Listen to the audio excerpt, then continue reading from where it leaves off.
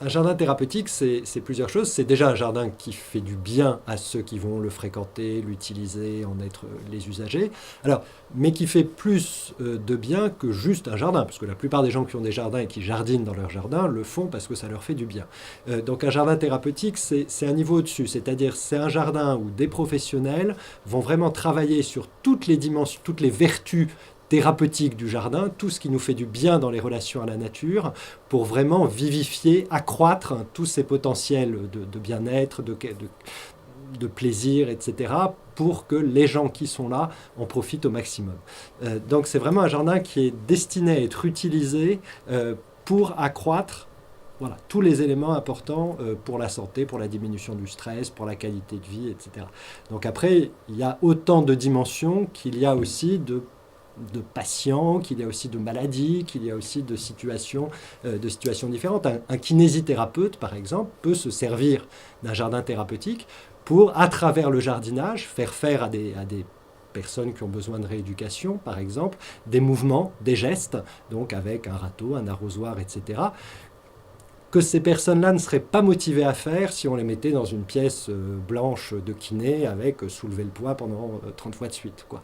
Donc les jardins thérapeutiques jouent beaucoup sur ça, sur la motivation qu'on a dès qu'on est dans la nature, dès qu'on est dans un jardin, et sur la manière dont les professionnels vont utiliser cette motivation. Vous prenez quelqu'un qui, avec un psychologue, dans un bureau de psychologue, a un peu de mal, le corps immobile, face,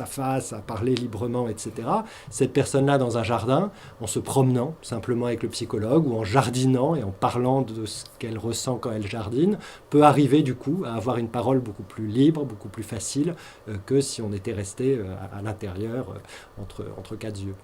Donc le jardin thérapeutique, c'est aussi tout ça, hein, c'est cette manière de profiter de la nature, de profiter du jardin, pour libérer, pour motiver et pour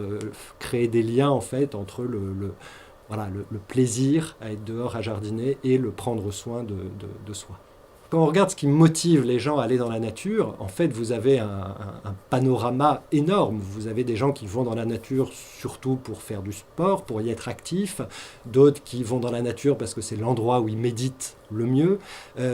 d'autres qui vont dans la nature pour mettre en œuvre aussi leur capacité d'observation ou d'émerveillement, d'autres qui y vont pour être en relation avec des animaux ou des plantes. C'est-à-dire que ce qui est assez justement fabuleux dans les jardins et dans la nature, c'est que quasiment tout le monde y trouve une dimension qui lui correspond.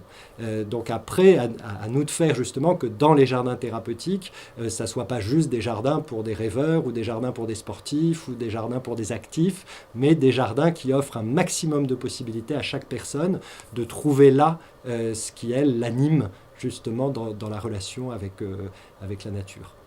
Le but du livre, c'était aussi de donner donc, des recommandations pour vraiment créer, animer ces jardins thérapeutiques et les animer dans une démarche qui est une démarche qu'on retrouve dans la permaculture ou dans l'éco-jardinage, c'est-à-dire que ce soit vraiment des jardins qui prennent soin. Et pour prendre soin, du coup, des jardins qui ne provoquent pas de nuisances ou de pollution, qui évidemment n'utilisent pas de produits toxiques, etc. Donc c'est très intéressant, les jardins de prendre soin, parce que ça permet d'être vraiment à la frontière et d'être avec des pratiques très concrètes qui à la fois prennent soin des humains et prennent soin en même temps